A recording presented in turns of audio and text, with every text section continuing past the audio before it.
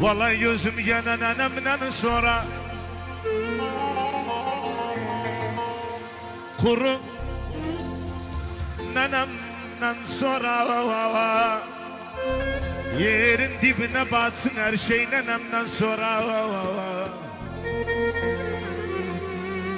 Ay ay akma Allah yoksa kasabın.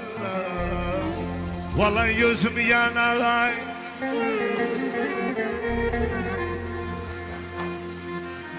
Gene ne ölsün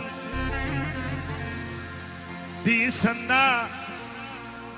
ne ölsün, kurban oğlum neneme diyen de ne ölsün. Ömrüm gene neneme Moyada bir kuru yakun neneme sızmanıdır gömün bir şey olsa neneme evde hasta düşenden bilmem ne oldu neneme. Ay ay ay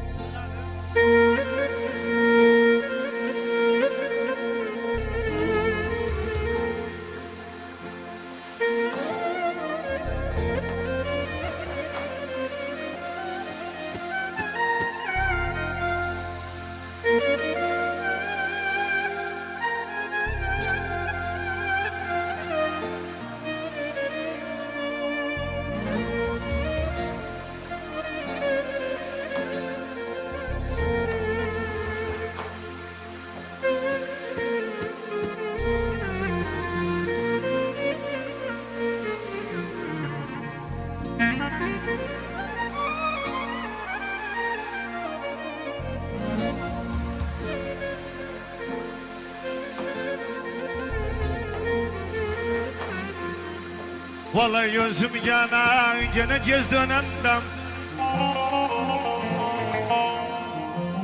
İsteme git dönendem. Benim kapıda bekler evime gez dönendem.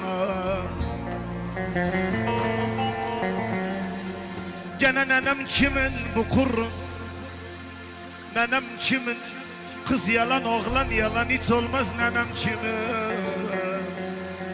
Ay ay ahmanım ararım yoksa Eşitmiyorum. Ararım yoksa